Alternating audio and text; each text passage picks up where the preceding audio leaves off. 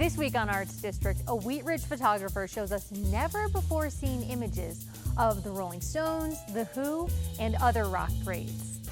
People don't realize how hard it was to take photographs back then. They weren't autofocus cameras, they weren't automatic exposure cameras. It was very hard. You know, I shot transparency, and if you're off a third of a stop, your shot is blown. Rarely seen paintings by the artist Fritz Scholder are part of the exhibit SuperIndian at the Denver Art Museum. What I saw from Fritz, what I learned from Fritz was color. It was all about what color looks like, how it goes, how it talks to you, how it makes your eyes move, all these things about what color was. Generations and family dynamics overlap at the Colorado Springs Fine Arts Center. I love the opportunity to show the poetics in life. One of my goals is to slow the viewer down. Right when they're about to walk away, they're like, wait, it's changing color? And we'll talk the state of Colorado arts with our panel of experts. Well, today I'm mad at everybody, but by that I mean audiences. I'm going to too many places where not enough tickets are being sold. This stuff is great. It deserves more attendance, and people need to get out there. That's all next on Arts District.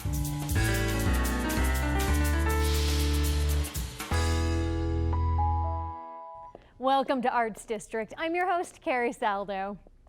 Rock legends The Who and the Rolling Stones have been photographed countless times. And Wheat Ridge-based photographer Dan Fong is among those who snapped pictures of them earlier in their careers. But there are a few things that differentiate Fong's work. The rare access he had to these superstars, his largely unpublished image archive, and the unconventional way that he befriended the bands internationally and here in Colorado for the past 50 years. That unorthodox approach, Fong said, makes his images of familiar faces stand out. Dan Fong's ticket into the world of rock and roll wasn't bought.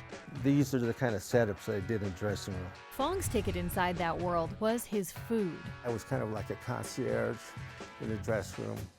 Did the food, booze, whatever they needed. You become friends. They become comfortable with you. So if you're out there shooting photos, they're not like, who's that guy? Get him out of here. And so here I am in the dressing room. I'm taking pictures.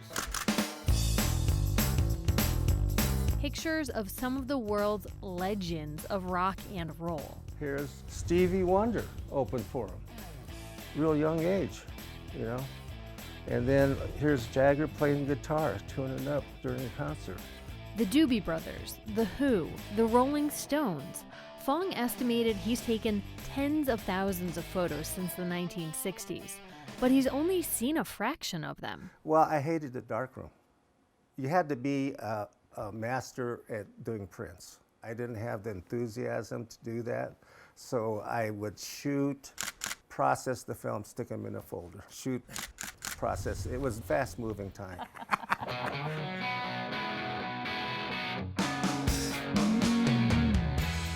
These photographs are rare, you know, because they really did. Even then, they wouldn't let people in the dressing room stuff. But what I've done is I haven't cropped anything out. I think that everything in the shot is historically valid, you know, down to the guitar in the corner, to like the type of booze they were drinking. Yeah. You know, and the way the dressing room set up. When I shot The Who, I wasn't even aware of some of the photographs I had because I didn't have enough negative sleeves. So I stacked a whole bunch of negatives and I stuffed them in 1 or 2 negative sleeves. Not long ago, Fong sorted through the sleeves and was surprised to find hundreds of frames. And it just blew my mind. I spent the next 2 weeks scanning the stuff. Eventually, he printed them. Now, the never-before-seen photos are part of the exhibit The Who 50th Anniversary at the Robert Anderson Gallery. Well, I think people don't realize how hard it was to take photographs back then. They weren't autofocus cameras. They weren't automatic exposure cameras. It was very hard. You know, I shot transparency, and if you're off a third of a stop, your shot is blown. This is taking it to the streets. You know, platinum and gold. Fong also worked as media coordinator for the Doobie Brothers. He designed several album covers, including Taking It to the Streets. That cover turned out differently than he proposed. Do not use You know, this is the original color, was supposed to be black. And then I showed him the proofs before they left on the plane. They got back from Japan. He looked at it in black and got real pissed off and wanted me fired and changed the album cover to white.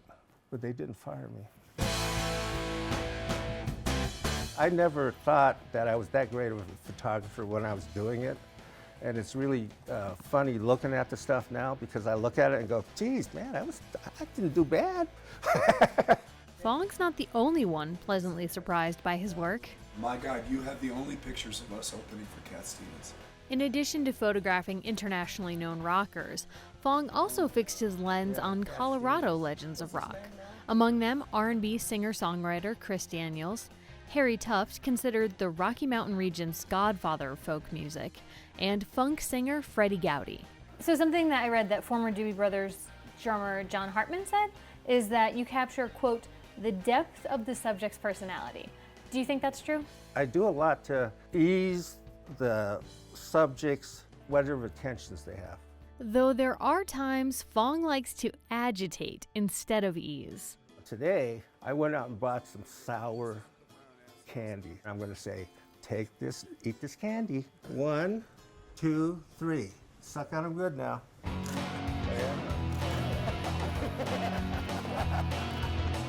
Digital cameras have eliminated some of the challenges Fong faced earlier in his career, but he said his approach to photography hasn't changed. I feel like I'm taking a picture of somebody's soul when I do this. That's always something in the back of my mind. Fong keeps something else in mind, the food that first endeared him to rock stars 50 years ago. That's why he still puts out a heck of a spread. It's just like any craft. The longer you do it, the better you get. To learn more about photographer Dan Fong, check out our Facebook page. In a moment, we'll learn more about the painter Fritz Scholder and how he both embraced and rejected his Native American heritage. For this week's arts quiz, we ask about a traditional practice among some tribes. What type of art is commonly used in healing ceremonies of many southwestern Native American tribes? Was it A, pottery, B, canvas, or C, sand? The answer later in the show. While 1/4 Native American, Fritz Scholder often said that he was not Indian. Still, the American painter believed that he was uniquely positioned to use his artwork to take on what he called the, quote, loaded national cliche and guilt of the dominant culture. In 1967, his series of paintings, which depicted Native Americans with American flags, beer cans, and cats, sparked controversy. That work and more are part of the exhibit SuperIndian at the Denver Art Museum. Filmmaker Brian Malone brings us this story. He tried to ignore the horde of ugly tourists as he left the others. In the old days, there were a few white watchers along with the old professional Indian lovers. Now it turned into a carnival. He stepped to the red, white, and blue concession stand and ordered an ice cream cone, a double-dipped strawberry. That's Fritz.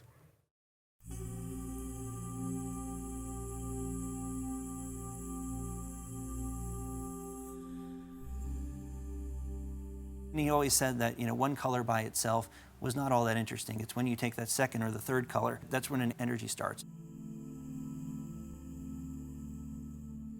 His imagery is very powerful. His statements were subtle, but powerful. He loved how when you took a second color or a third color and added them side by side, some of them were audacious that you might not have expected to be together. But what they did is they created some kind of a buzz or a charged energy.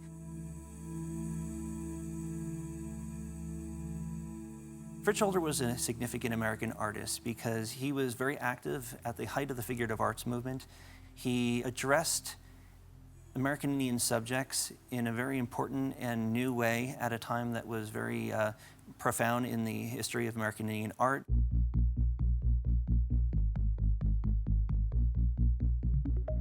In the 1960s, there was a rise in social movements, advances in how Native people were represented, and the Native people rose up to challenge historic depictions of how they were represented, but also to emphasize their own sovereignty. It was an eye-opening event for a lot of us students. If you think back in the time of the 60s, Indian art was defined in a whole different way than it is now. Early depictions of American Indian people were often portrayed by non-native artists, especially in the 19th and 20th century, that really stereotyped Native people. And we were breaking that mold. So we were avant-garde, I guess you could say. We were exposed to a lot of things. A lot of artists came to see us as we went to see them. When people realize their own misinterpretation or misconceptions when they first see a painting, it cuts deeper. Many Native people would ask him, like, why do you paint the Indian so ugly? Fritz always questioned that. And you can find beauty even in the ugliest or the darkest places. While the subject matter may have been dark or mysterious, the use of the paint, the pairing of colors, charged the canvases. What I saw from Fritz, what I learned from Fritz was color. It was all about what color looks like, how it goes, how it talks to you, how it makes your eyes move, all these things about what color was.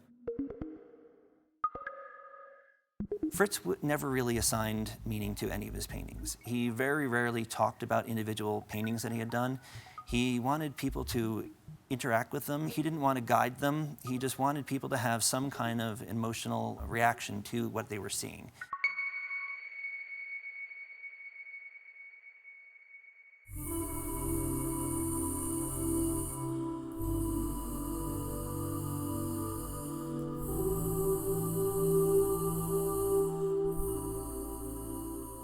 To him, it was kind of an exploration of how color can be used to express deeper meaning.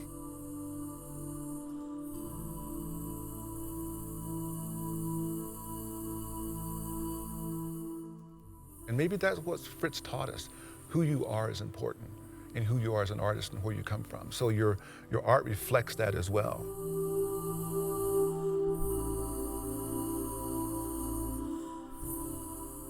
Color is power. It is that clash, and I think it's an important clash. That's part of who we are and part of our history as people and as artists.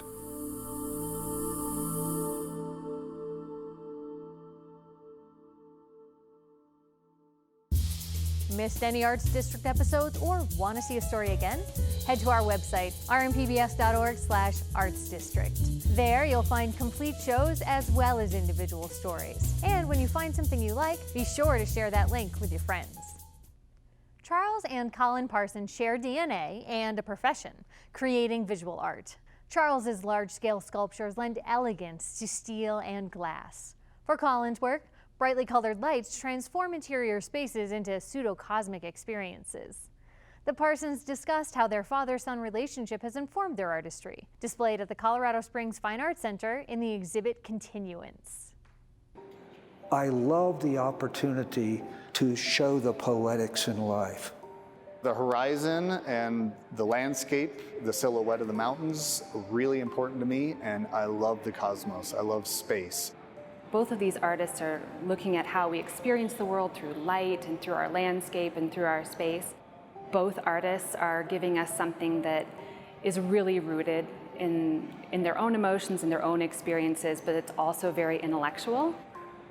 The title for the two combined one-person exhibits is Continuance, and it's about the dialogue between generations that is universal. By showing these two artists side by side and not necessarily next to each other in the same space is really giving our viewers the opportunity to experience these artists as individuals, but to also see where Collin has been inspired by his father. As a kid, I always loved light, and I use a lot of the similar methods and techniques that my father uses, especially material, acrylic, industrial found material. I'm making references to readings, to pieces of music, to thoughts, and they kind of fold in. They really help, I think, give a cue for the viewer if the work is a little hard. All of this is a little, at times, confusing. I mean, drawings, steel beams, standing on this shiny piece of metal that was inspired by the floor plate on our mass transit buses. If a person can walk in and realize this is a language, it's a visual language, that I'm really trying to speak to them. So one of my goals is to slow the viewer down, and that's by having them enter and they look at it, and then right when they're about to walk away, they're like, wait, it's changing color? That's when I know that the piece is somewhat successful, and I'm hoping that that can translate to outside. So when they're just driving, they notice their surroundings, they just slow down. You approach each exhibit kind of in opposite ways. With Collin's work, you enter it and it's immediately very emotive, and you come to the intellectual side after you've spent some time with the work. Whereas Chuck's, you enter the gallery and it's very structural and it feels very industrial. But after you've spent some time with that work, then you really begin to get a sense of who he is and the emotion that's underlying his work. These materials, I feel, are my visual vocabulary to speak to the poetics in life. This is my aesthetic. This is what I consider beautiful. And I deal with connection. Connections, it could be something as simple as a handshake or an embrace. It can be the structures in buildings or doors and windows that lead from one thing to another. I want to simplify the design as much as I can.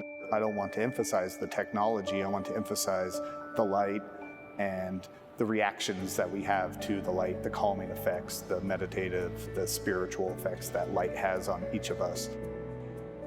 There's sometimes a lot going on, but I want the light to be the primary medium, not the design itself.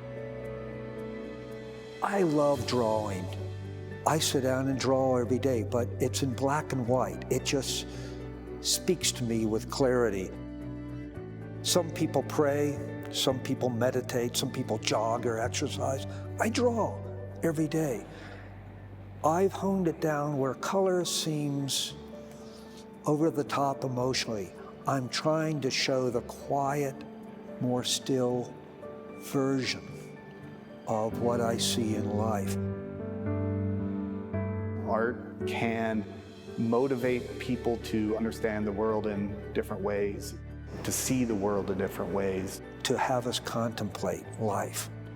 It becomes a gift of understanding, maybe in a nonverbal way, who you are, why you're here.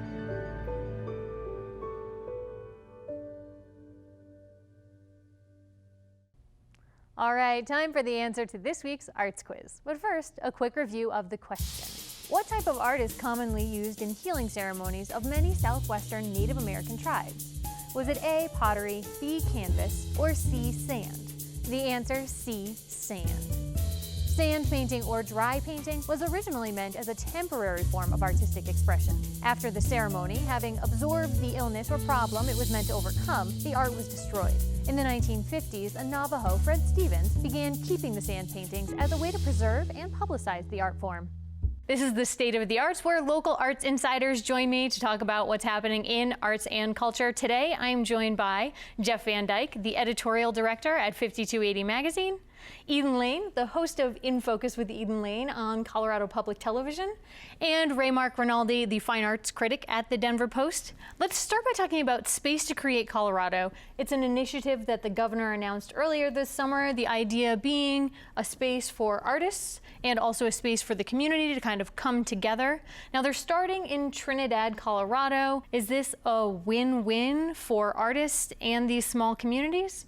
What do you think? Eden, I'll start with you. Well, it sounds very easy to support and get behind. It could be a little confusing. And then how do you adjudicate that? And if the artist is successful, do they sort of grow out of their chance to have this subsidized space?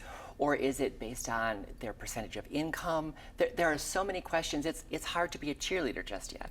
And what do you think about the idea to start in a rural community as opposed to starting here in Denver, where artists are already getting priced out of spaces that they're renting?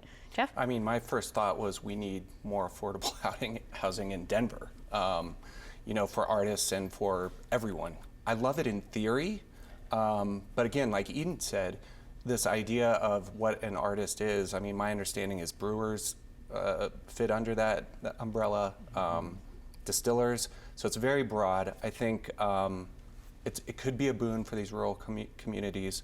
I do think we need to to look at Denver, though, pretty seriously as well. All downtowns are getting so segregated between haves and have-nots. So anything that brings diversity in income to that area is great. I think it's really interesting, though, that we've chosen artists to do that with, because teachers can't afford $2,300 a month for a one-bedroom in Lodo. Firefighters can. Anyone who works for a nonprofit. So we're sort of isolating artists as this class that gets a government handout. And well, I think it's great, right? Because I'm all about the artists, and I think that they do make neighborhoods interesting. There's something about it that I think is needs to be hashed out a little more clearly. Let's talk about a different space now, a different public space, the Civic Center Amphitheater. And Ray, you had a piece earlier this summer that I thought was great that talked about the use of Civic Center Park in general. But one of the things that I thought about was the fact that the city is looking at what to do with the Denver Performing Arts Center, and one of the proposals in that whole possible reuse is putting an amphitheater where Sculpture Park is. What about Civic Center Park that's sitting there right now, and its primary use is seating when the food trucks are there and a pigeon haven? My office is right across the street from Civic Center, so I look at it all day, and there's never anybody in it. Like, the food trucks come, they're there for 2 hours, and 10 minutes after they're gone, anything that would activate that space is great to me. Tying it into the Performing Arts Complex redo, which is going to be a $500 or $600 million project, is a great idea, because it could save money there and sort of bring more activity to a longer stretch of downtown. It's an amphitheater. We should use it. Let's move on to the Scientific and Cultural Facilities District. The funding is coming up for reauthorization in 2016, which seems a long way away. But there's so much to discuss around this issue. And the task force that was charged with looking at the issue did make a recommendation. And let's just say, for the sake of argument, that they came out with a proposal that said $33 million more is going to go to sort of the medium and small size venues. And that money would then come from the top 5 organizations instead of them getting that money. Is that the right way to go in terms of redistributing that money? It's obviously a difficult topic, but I think, am I surprised that, an organization is being conservative and, not making sweeping changes? No. It's interesting to see that the tier 1s are starting to be a little more responsive, like the Denver Center for the Performing Arts starting to broaden their discount ticket program to try to reflect the support that they get from the community, which is really great. But then we have tier 3s like the Museo de las Americas not being able to ratchet up the programs they offer to get to that next level and extend their reach beyond what they've already been able to do, which is kind of one of the reasons that some people say they support the SCFD. So it would be interesting to see how that discussion plays out about redistributing that money between tier 1s, tier 2s, and tier 3s and helping them grow. I mean, there's a lot of greed in this conversation, a lot of greed. But I think the biggest greed is coming from the large organizations. They get such a huge portion of that pot, and I just don't think they need it like they used to need it. When SCFD came around 20 years ago, they were all struggling. Now they're really financially sound. They're all in growth mode. Every single one of them has built new buildings or has new buildings or grounds in the works. The lower tier groups are doing the really hard work in the communities with minorities, hiring artists who can't get a job otherwise, going into neighborhoods and making neighborhoods better. I think we would be really wise to just shuffle a lot more of the money their way. So the things that the public basically needs to know is that in 2016, you're going to vote on this issue again. What that question is going to look like and the percentage given to each of those 3 groups, tier 1, tier 2, and tier 3, is up for discussion from now until then. Okay, now time for my favorite part of our chat here, the comment card. Back in the days of pen and paper, you'd scribble something down and drop it in a box on your way out of a museum or a gallery. But I'm gonna ask you to talk about it right here. I'll start with a dislike of mine. Over the past year, I've seen some theatrical productions that they're working with accents or dialects. And I think that if you are going to invest in a production and choreography and lights and sets and beautiful costumes, you'd be well served to invest in an accent or a dialect coach to come and help you. There really have been a handful of productions that otherwise I would have walked out of there thinking, home run, well done, except for the fact that I was pulled away by the fact that, you know, I was in Brooklyn and all of a sudden I'm in Boston, or I'm in London and all of a sudden I'm not quite sure where I am. So that would be one of mine. Anyone want to jump in? Arts journalism in Colorado seems to be shrinking, but one of the things that happens is there are lots of small voices that are blogging reviews, for example, about theater and dance and music, performance arts. And often they're members of these performing groups that are posting their reviews. And I don't know that the average reader will understand that there's an invested interest in how they're reviewing these productions. They're incentivized to give a good review so that people in the show will repost. And I think that we could look for a deeper way to cover the arts, even if it's bloggers and members of the community. Well, today I'm mad at everybody, but by that I mean audiences. I'm going to too many places where not enough tickets are being sold. Too many empty seats at the orchestra, too many empty seats at dance concerts. This stuff is great. It deserves more attendance, and people need to get out there. How about some things that we're not angry at? I had the good fortune to see on back-to-back days a couple of Tier 2 SCFD shows. One at Clifford Still, it's called Repeat Recreate, and it's Clifford Still's replicas, so it's side-by-side paintings that he very deliberately did and sort of explored differences in shapes, form, and color. And then the other one is at MCA Denver. It's Marilyn Minter. Phenomenal paintings, just absolutely stunning enamel on metal. Yeah, leave the kids at home for that one, though. Yes. You know, Denver's being built up very quickly, and a lot of the buildings that went up fast over the past 2 or 3 years have been just really ugly. And I think a lot of people are struggling with how to make that better. Well, now there's a movement to sort of have a design review, for the city of Denver to have actual design review. They already have like planning, site review, and code review, but to actually have architects and developers submit plans to a board that looks at aesthetics, that looks at livability, that looks at buildings' connections to nature, the way neighbors would interact with each other, sort of the things that could make like life better if you are living in the urban core. There seems to be some momentum going among architects, developers, designers, even in the city, so I'd like to see that continue. Fantastic. Well, great to have all three of you here. Thank you so much for your time today. Thank you. Thank you. Thanks. That's this week's look into the hearts and minds of artists. I'm Carrie Saldo. Be sure to come back here to our studio next week.